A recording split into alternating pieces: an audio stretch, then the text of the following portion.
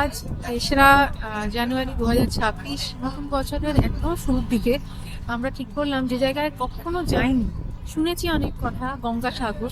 তো সেই গঙ্গাসাগরে আজকে যাই।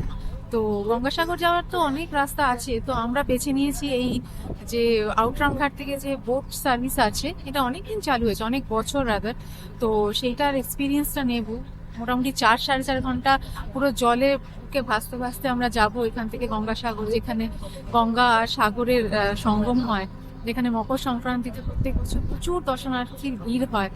মানে সারা ভারত থেকে আসেন এখানে। একটা বিরাট বড় কুম্ভ মেলার পর দ্বিতীয় বৃহত্তম মেলা এই পুণ্যস্থানে হয়। তো মেলার এখন দেরি আছে, তো মেলার আগে ঠিক কিরকম ভাবে সেজে উঠছে গঙ্গাসাগর, ঠিক কি কি ভাবে কি মানে পরিকাঠামো তৈরি হচ্ছে সেগুলো দেখবো, প্লাস কপিল মুনির আশ্রম দেখবো। তো আর এগুলো তো দেখবোই, তার আগে সব থেকে বড় কথা এই জার্নি, এই যে জলের ভিতর, যে জলের ভেতর নয়, মানে জলের উপর দিয়ে যে এই গঙ্গার উপর দিয়ে 4-4.5 ঘন্টার যে এই অনবদ্য জার্নি, এইটা এক্সপিরিয়েন্স করবো আর আপনাদের দেখাবো যে কিরকম লাগে। জানুয়ারির এক শীতের সকালে আমাদের জার্নি শুরু হলো ঠিক 7:30 শিডিউল টাইম ওটাই ছিল। টিকিটে মেনশন ছিল যে 7:30তেই জাহাজ ছাড়বে, আমাদের বোট ছাড়বে। তো ওই সময়ই বোট ছাড়লো, 1 মিনিটও তার এদিক থেকে ওদিক হলো না। একটা ভোঁ আওয়াজের সাথে আমাদের জার্নি শুরু হলো। নড়ে উঠলো বোট, নোঙর ওখান থেকে ছেড়ে দেওয়া হলো। তো আমরা উঠে গেলাম দোতলায়, আমাদের সিট তো দোতলাতেই ছিল। তো আগামী 4-4.5 ঘন্টার জন্য এই শিপে আমরা থাকবো। আশা করি খুব সুন্দর একটা জার্নি পাবো। জাহাজ একটু একটু করে যখন এগোতে লাগলো, দেখা গেল বড় বড় মালবাহী জাহাজগুলো ধীরে সুস্থে আমাদের ডান পাশ দিয়ে বা পাশ দিয়ে তারা খুব ধীরে ধীরে এগোচ্ছে। মানে দেখে তাদের মুভমেন্টটা বোঝাই যাচ্ছে না যে তারা এগোচ্ছে না দাঁড়িয়ে আছে, কিন্তু আসলে তারা অপেক্ষা করছিল, মানে জোয়ারের জন্য। তো এই জোয়ারের আমরা যে সময় রওনা দিলাম ভোরবেলা, সেটা হচ্ছে জোয়ারের সময়।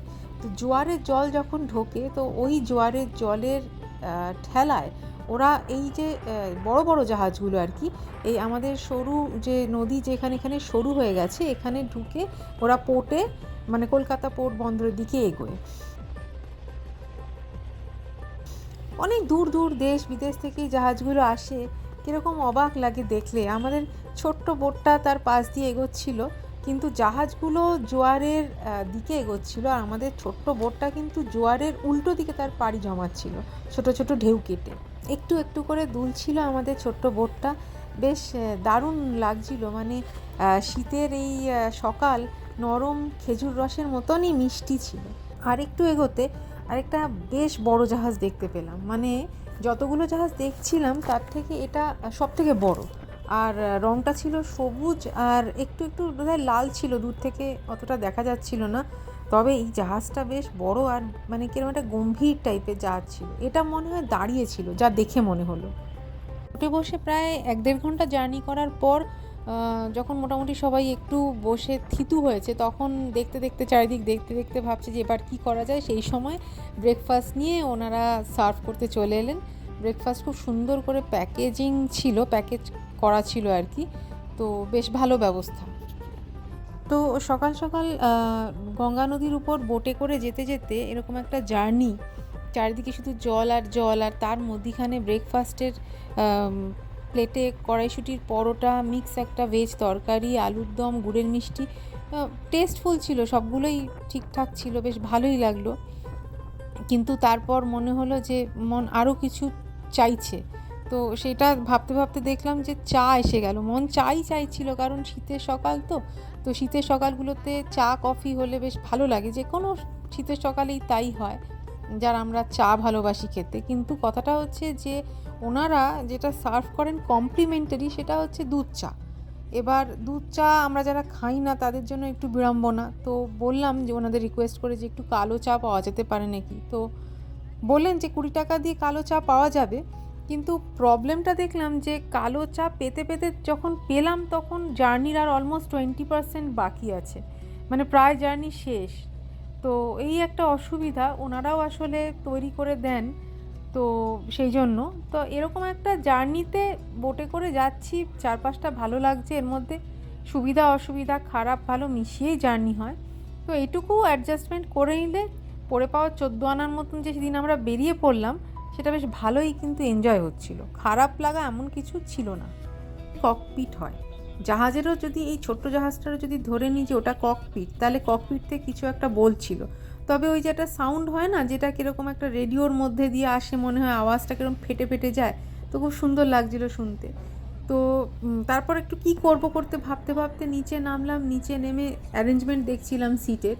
তো সিটের অ্যারেঞ্জমেন্ট ওখানে নিচে যেগুলো রয়েছে, 3টে সেগমেন্ট রয়েছে, ইকোনমি, সুপার ইকোনমি আর প্রিমিয়াম। কিন্তু একটা মজার ব্যাপার হচ্ছে যে এই নিচে যারা টিকিট কেটেছিলেন তারা কিছুক্ষণ পর বোর হয়ে গিয়ে ওপরের ডেকে আসার জন্য ছটফট করছিলেন। তো আসলে কি ব্যাপারটা, যে ওপরের ডেকে বসলে যে অদ্ভুত সুন্দর চারদিকের ভিউ, হাওয়া, রোদ, এই পুরোটা এনজয় করতে করতে জার্নির মজা নেওয়া যায়, সেটা কখনোই নিচের ওই মানে একটা জায়গায় স্টিল হয়ে বসে ডান দিকের বা বাঁ দিকের জানলা দিয়ে দেখে সেই মজা পাওয়া যায় না। তো ওনারা ওপরে আসছিলেন কিন্তু খুব সংক্ষিপ্ত সময়ের জন্য, কারণ তারপর ওনাদের বলা হচ্ছিল যে আপনারা এবার নিচে নেমে যান, বাকি লোকেরা আসবেন। তো সেই আর কি। তো তারপর দেখছিলাম যে যত নদী এগোচ্ছে, নদী তত মানে সঙ্গমের দিকে নদী তত চওড়া হয়ে যাচ্ছে, মানে এক ধুধু করছে, মনে হচ্ছে যেন শুধু জল আর জল, সীমা নেই। মানে একদিকের ডাঙা কাছে এলে আরেক দিকের ডাঙা আর দেখতে পাওয়া যাচ্ছিল না। তো মোটামুটি 4-4.5 ঘন্টা হয়ে গেছে তখন। তারপর আরও শুনলাম যে আরও ঘন্টা 1.5-2 লাগতে পারে, মানে যেহেতু আমরা জোয়ারের এগেনস্টে গিয়ে আমাদের এই ছোটো বোট এগিয়েছে, তাই জন্য একটু সময়টা ঘন্টাখানেক বেশি লেগেছে। তো এটা যদি ভাটার সময় হতো তাহলে সময়টা একটু কম লাগতো। তো যাই হোক, বেশি সময় লাগলেও জার্নিটা এত আরামদায়ক, কোনো কষ্ট হয়নি। তো আমরা নামবো কচুবেড়িয়া, ওখান থেকে যাব সাগরদ্বীপ। এই সাগরদ্বীপ নাম শুনলে কেন জানি এই সাগরদ্বীপের রাজা গল্পটার কথা মনে পড়ে, কিন্তু দূর দূর পর্যন্ত দুটোর মধ্যে কোনো মিল নেই। পুরাণ অনুযায়ী এইখানেই সগর রাজা অশ্বমেধ যজ্ঞ করেছিলেন এবং তার 60,000 পুত্র কপিল মুনি ঋষির অভিশাপে ভস্মীভূত হয়েছিলেন। আমরা অনেকেই এই পৌরাণিক কাহিনী জানি, অনেকে জানি না। তো পরে রাজা ভগীরথ কঠোর তপস্যা করে স্বর্গ থেকে পবিত্র গঙ্গা নদীকে আমাদের পৃথিবীতে এখানে নামিয়ে আনেন, এবং এইখানে সাগরের সাথে গঙ্গার সঙ্গম হয়, গঙ্গা নদী।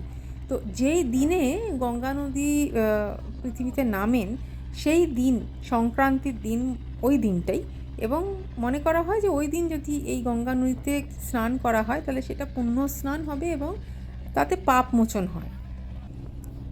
ব্রিটিশ শাসনকালে এই দ্বীপের জমিদার ছিলেন গায়েন পরিবার। তো তারা কপিল মুনির আশ্রমের জন্য অনেকটা জমি দান করেছিলেন। তো পরে ওই জানা যায় যে ওই গায়েন পরিবারের অনেকে ইসলাম ধর্ম নিয়ে নিয়েছিলেন। তারাই অ্যাকচুয়ালি কপিল মুনি ও জগদ্ধাত্রী পুজোর সাথে ওতপ্রোতভাবে জড়িত। তো তো এইরকম মানে যে জায়গা, সেই জায়গাটা দেখার জন্য খুব অনেক দিনের ইচ্ছে ছিল, তাই জন্যই যাওয়া। তো আর কিছুক্ষণের মধ্যে আমাদের মানে শুনলাম যে আমাদের পৌঁছবো নামবো আর কি, কচুবেড়িয়ায় নেমে যাবো।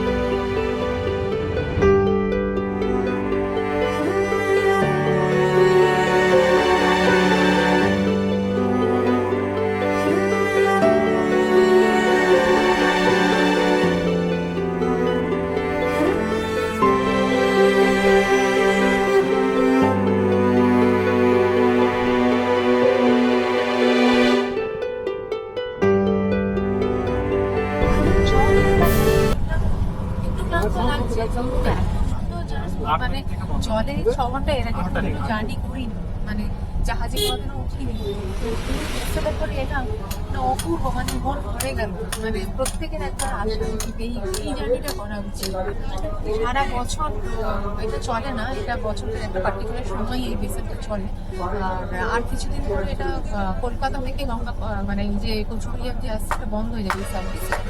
এই সার্ভিসটা পাওয়া যাবে ডায়মন্ড হারবার থেকে, ডায়মন্ড হারবার থেকে কচুরিয়া পর্যন্ত গঙ্গাসাগরের সময়। কেন যে গঙ্গাসাগরের সময় কলকাতা থেকে এই সার্ভিসটা বন্ধ করে সেটার উত্তরটা ঠিক জানি না, জানতে জানাবে। তো আমি কখনো সাগরদ্বীপ আসিনি, মানে বলা হয় শুনেছি যে সব তীর্থ বারবার ক্যাপ্টেনই বলে সব তীর্থ বারবার সাগরদ্বীপ একবার। জানি না এটার কারণ কি, আমি তো আবার আসবো না, আমি আবার চেষ্টা করবো আমার এটাকে ভাঙার জন্য আরেকবার আসার, যে সব তীর্থ বারবার সাগরদ্বীপ বারবার ওই আর কি। তো এখন এখান থেকে টোটো ধরলাম, তো ওনার সঙ্গে একটা রফা হলো মোটামুটি সারাদিন। উনি আমাদেরকে নিয়ে যাবেন, তারপর আমাদেরকে নিয়ে যাবে যেখানে মেলার প্রস্তুতি হচ্ছে সেখানটা আমি সঙ্গম, যেখানে গঙ্গাসাগরে এসেছি ওই জায়গাটা গঙ্গাসাগর, ওই জায়গাটা নতুন জায়গা দেখার তো একটা এক্সাইটমেন্ট থাকে, দেখা এবং তার সঙ্গে দেখানো দুটো দায়িত্বই। আগে শুধু দেখার দায়িত্ব ছিল, এখন দেখা প্লাস দেখার দুটো দায়িত্ব একসাথে এসেছে। আমরা তো অটোতে জার্নি করছিলাম, তো অটো যিনি চালাচ্ছিলেন তিনি অনেক গল্প করছিলেন আমাদের সাথে। জিজ্ঞেস করছিলাম যে রাস্তাঘাট খুব সুন্দর এখানে, মানে যে অটো করে আমরা যাচ্ছিলাম রাস্তাঘাটে কোনো খানাখন্দ কোনো কিছু দেখতে পেলাম না। তো যাই হোক, তো অটোর যে সার্ভিস রয়েছে মোটামুটি কচুবেড়িয়া থেকে সাগরদ্বীপ পর্যন্ত যেতে অটো বা টোটোতে বেশ কিছুক্ষণ টাইম লাগে। আমরা চাইলে বাসে যেতে পারতাম, কিন্তু সঙ্গে যেহেতু বাবা আছেন বয়স্ক মানুষ, তো ওনাকে নিয়ে আর হ্যাজার্ড আবার বাসে ওঠা অপেক্ষা করা না করে আমরা টোটোয় উঠে পড়লাম, অটোয় উঠে পড়লাম আর কি। তো উনি বলছিলেন যে পরে আর কিছুদিন পরেই যখন মেলা শুরু হয় তার একটু দু একদিন আগে থেকে কি হয়, কচুবেড়িয়া থেকে সাগরদ্বীপ যাওয়ার পর্যন্ত যে অটো সার্ভিস সেটা কিন্তু বন্ধ হয়ে যায়। তখন বাসে বা প্রাইভেট গাড়িতেই যাওয়ার প্রসেস, আর কোনো রাস্তা নেই। তো দেখছিলাম রাস্তার পাশে পাশে সব বাঁশের ব্যারিকেড, যেরকম আমাদের কলকাতায় দুর্গাপুজোর আগে হয় ওরকম, বেশ একটা সাজো সাজো ব্যাপার।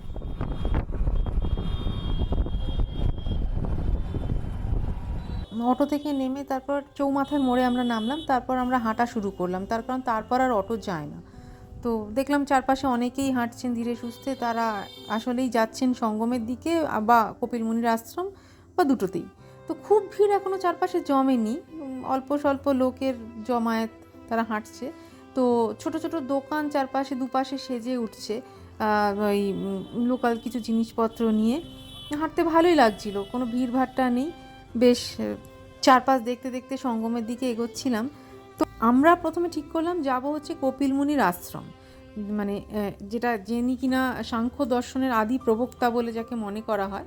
তো একটু আগেই বললাম যে একবার মানে আমরা জানি যে পৌরাণিক মতে কপিল মুনির ক্রোধাগ্নিতে সগর রাজার 60,000 পুত্র ভস্মীভূত হয়ে যান এবং তাদের আত্মা নরকে নিক্ষিপ্ত হয়।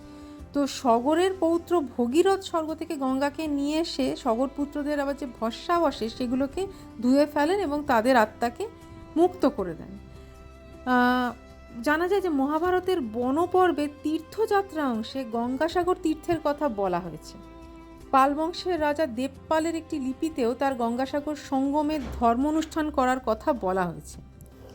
আবার এখানকার মন্দিরতলা, ধবলাট, মনসাদ্বীপ, হরিণবাড়ি, সুমতিনগর, মহিষমারি প্রভৃতি অঞ্চল থেকে ভূগর্ভস্থ পাকা বাড়ি, দেবালয় মানে মন্দির, পাতকুয়ো, চৌবাচ্চা, চাতাল, নৌকা মুদ্রা, অলঙ্কারা, বিষ্ণু মূর্তি, জৈন মূর্তি প্রভৃতি মানে আগের মুসলমান যুগের যে সেই নিদর্শন সেগুলো কিন্তু পাওয়া গেছে। প্রত্নতাত্ত্বিক উৎখনন যাকে বলে সেটা না হলেও এখানে কিন্তু রাজা প্রতাপাদিত্যের রাজকীয় দুর্ধর্ষ নৌবহরের একটা ঘাঁটি ছিল বলে অনুমান করা হয়। আমরা মন্দিরের ভিতর ঢুকলাম, তো মন্দির বেশ পরিষ্কার পরিচ্ছন্ন, কোনো ভিড় ভাট্টা হই হাঙ্গামার কোনো পরিবেশ ওখানে পেলাম না। তো মন্দিরের বাইরেই অনেকে দেখলাম ছোটোখাটো পসরা নিয়ে বসেছে, অনেকে মানে প্রচুর ভিখিরি বসে আছে আর কি, ভিক্ষা চাইছে লোকজন। বিভিন্ন রকমের তাগা বিক্রি হচ্ছে ওখানে, বেশ কালারফুল লাগছে জায়গাটা। একটা অদ্ভুত জিনিস দেখলাম, একটা মুড়ি, ওইটা দেখে দাঁড়ালাম, তো মুড়িটার শেপটা খুব অদ্ভুত, তো শুনলাম ওটা কাজু মুড়ি। ওই সবই বিক্রি হচ্ছে, যেমন যে কোনো ধর্মীয় স্থানে বিক্রি হয়, যে একটা মানে পসরা নিয়ে বিক্রি হয় সেরকমই আর কি। এবার মন্দির থেকে বেরিয়ে আমরা সামনের দিকে এগোলাম, সঙ্গমের দিকে যাব। এবার সঙ্গমে যাব আর কি। তো যেখানে জল গায়ে পায়ে লাগাবো এই ভাবনা নিয়ে যাচ্ছি। তো যেতে যেতে দেখি যে ডান হাতে বিরাট একটা শিব মূর্তি, পাথরের তৈরি বিরাট শিব মূর্তি। শুধু শিব মূর্তি নয়, পাশে গঙ্গার মূর্তিও রয়েছে। তো পুরোটাই পাথরের তৈরি, খুব সুন্দর। মানে ওই মূর্তি দিয়ে আর কি যে গঙ্গার মর্তে অবতরণের যে পৌরাণিক বৃত্তান্ত, সেটা বেশ সুন্দর করে বোঝানো হচ্ছে। ভালো লাগলো দেখে। কপিল মুনির আশ্রম দেখে আমরা বেরোলাম গঙ্গাসাগরের দিকে যাচ্ছি, যেখানে সাগরের সঙ্গে দেখা হবে আর কি, সঙ্গম। তো এত সুন্দর ব্যবস্থা, এত এখনো পর্যন্ত যা দেখছি কোনো অব্যবস্থা নেই। এখনো হচ্ছে মেলা শুরু হয়নি, মেলার সরঞ্জাম শুরু হয়েছে, দোকানপাট গুলো পসরা নিয়ে বসছে, সাজগোজ শুরু হচ্ছে আর কি। মানে পুজোর আগে যেরকম ওই মণ্ডপ সেজে ওঠে, ওরকমই এখানেও এখন মণ্ডপ গুলো সেজে উঠছে, বাঁশের কাজকর্ম সব হচ্ছে, যেখানে কিনা অস্থায়ীভাবে থাকার ব্যবস্থা এই সমস্ত কিছু তৈরি হচ্ছে। তবে দোকানপাট গুলো বসে গেছে, দেখুন সাইডে সাইডে অনেক ছোট ছোট দোকান, যেগুলো এখানকার এই সব বিশেষত্ব জিনিসপত্র নিয়ে সব বসেছে। আরো জমজমাট হবে যখন আপনার মেলা শুরু হবে, মকর সংক্রান্তির মেলা। তবে এখনো পর্যন্ত যতটা এক্সপিরিয়েন্স হচ্ছে তাতে কোনো অসুবিধাই হয়নি। আর পরিষ্কার পরিচ্ছন্নতারও কোনো রকম অন্য কিছু লক্ষ্য করিনি। ভালো লাগছে, ভালো লাগছে। এই জায়গাগুলোতে আপনার সব দোকানপাট গুলো হবে না? কবে থেকে হবে দোকানপাট? 7 তারিখ নু আরম্ভ। 7 তারিখ থেকে আরম্ভ হবে। আর হবে কতদিন পর্যন্ত? হবে এখন 16 তারিখ লাগবে। 16 তারিখ অবধি হবে। এগুলো কি সব দোকানপাটেরই জায়গা নাকি থাকার জায়গাও হয়? আচ্ছা দোকানপাট তো না, এদিকে ওদিকে। আচ্ছা, আর ওগুলো হচ্ছে বিশ্রাম ঘর, ওই যাত্রীদের বিশ্রাম ঘর, থাকার ব্যবস্থা করার জন্য। ওগুলো থাকবে। ঠিক আছে। চলার পথে বালি চলে এসছে, মানে সমুদ্র কাছাকাছি চলে এসছে। সমুদ্র দেখার মানে একটা আলাদা উত্তেজনা হয়। তো এ তো সঙ্গম, এখানে নদী সাগরে মিশেছে, জানি না এই সমুদ্র কেমন, তবু উত্তেজনা বোধ করছি হাঁটতে হাঁটতে। আর বালি দেখে সেই উত্তেজনার সূত্রপাত ঘটে গেছে আর কি। সমুদ্রের প্রায় কাছে গিয়ে দেখি সমুদ্র আমাদের কাছে আসছে না, সমুদ্র আমাদের থেকে অনেক দূরে। আর এই সমুদ্র খুব শান্ত, মানে চঞ্চল একেবারেই নয়, তার কোনো তর্জন গর্জনও নেই। মানে মনে হলো গঙ্গা নদী এখানে যে সাগরে মিলেছে, সে শান্ত সমাহিত গঙ্গা নদী। তো তো এই রূপও অন্যরকম আর কি। সবসময় তো চঞ্চল রূপ দেখা যায় না, কখনো শান্ত সমাহিত রূপও ভালো লাগে, আমাদের মুগ্ধ করে, সেই রকমই। তবে আমরা এখন হাঁটছিলাম, দেখলাম আমাদের পায়ের তলার যে বালি, সেটা কিন্তু ভসভসে নয়, মানে পুরীর বালি যেরকম ভসভসে হয়, পা ডুবে যায়, সেরকম না, এখানে কাদা বালি মিশেছে, বেশ শক্ত। তো এখানে একটা বেশ সুবিধা দেখলাম, যারা স্নান করতে আসেন তারা তো জামা কাপড় ছাড়ার জন্য তাদের ওই সমুদ্রের ধারেই খুব সুন্দর ঘিরে ঘিরে ব্যবস্থা করা আছে, যাতে ওখানে টাকা দিতে হয়, কিছু দিয়ে ভেতরে জামা কাপড় ছাড়া যায়, এরকম আর কি। আবার কিছু কিছু জারে দেখলাম, মানে মিনারেল ওয়াটারের জার ভরে ভরে রাখা হয়েছে। তো জিজ্ঞেস করলাম, তো ওনারা বললেন যে জলে এখানে কাদা পেরিয়ে, কিছুটা জায়গা আছে কাদা পেরিয়ে জলে নামতে হয়, তো সেই কাদা পা থেকে ধোয়ার জন্য ওই জলের বোতলগুলো ভরে রাখা হয়েছে, যাতে পা ধোয়া হয়। তা আমরা অবশ্য কাদা পার হইনি, আমরা যেখান দিয়ে সঙ্গমের জলে পা রাখলাম সেখানে বালি আর মাটি ছিল, কাদা একদমই ছিল না। দর্শনাতে গিয়ে মোরা করিব দর্শন। ও রাধে, ও রাধে, ও রাধা রাধে। যমুনাতে চান করিলে শুদ্ধ হবে মন, রাধা রাধা বলে মোরা গাইব কীর্তন। ও রাধে, ও রাধে। রাধা রানী, রাধা রানী মহারানী কৃপা করো না, কৃপা করে বৃন্দাবনে নিয়ে চলো না। ও রাধে, ও রাধে। তীর্থ করতে যাচ্ছি কিনা জানি না, কিন্তু সমুদ্রে পা ভেজাতে যাচ্ছি। তো তাতে যদি তীর্থ অর্জন হয়, তাতে যদি তীর্থ হয়, তাতে যদি পুণ্য হয়, তাহলে পুণ্য করতে যাচ্ছি। তো মন পরিষ্কার থাকলে সবসময় মানুষ পুণ্যের পথেই হাঁটে। তো আমাদের বিশ্বাস মতে এটা হচ্ছে কুম্ভের পর, কুম্ভ মেলার পর বিশ্বের দ্বিতীয় বৃহত্তম ধর্মীয় সহাবস্থানের মেলা। তো আহ, ধর্মের পথে কতটা এগোলাম জানি না, কিন্তু সমুদ্রে পা ভেজানোর উত্তেজনা সম্পূর্ণরূপে পেলাম। তো এখানে সমুদ্রে সেই ঢেউ নেই, সেই তেজ নেই, সমুদ্র শান্ত, কিন্তু আহ, সঙ্গমের জল আমার পা ছুঁয়ে নিয়েছে। তো বোতলে ভরে নিয়ে এই জল নিয়ে আবার শহরে যেতে হবে। যা শুনেছিলাম তার কিছুমাত্র নেগেটিভ মানে নেতিবাচক দিক এখনো পর্যন্ত পাইনি, আর তো পাবো বলে মনেও হয় না, কারণ এত সুন্দর একটা জায়গা আর এত সুন্দর অভিজ্ঞতা, কিছু বলার নেই। আমি ঘুরিয়ে দেখাচ্ছি, এত সুন্দর লাগছে।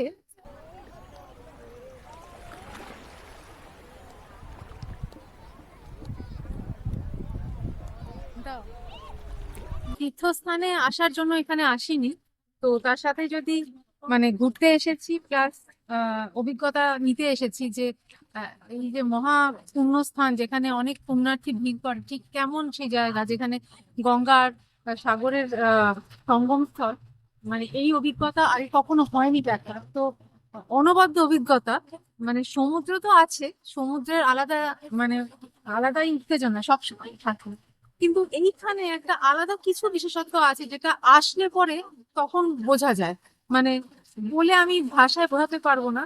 এত সুন্দর লাগলো, মানে দিনের শুরু থেকে এই সূর্যাস্ত যাচ্ছে, এখন প্রায় পড়ন্ত বেলা, শীতের দিন, তাড়াতাড়ি অন্ধকার হবে, দিন শেষ হয়ে আসছে, আমাদেরও ফিরতে হবে, কিন্তু এই সমুদ্রের ধারে দাঁড়িয়ে মানে কতটা পুণ্য অর্জন হলো জানি না, কিন্তু একটা অসম্ভব সুন্দর দিন উপহার পেয়েছি।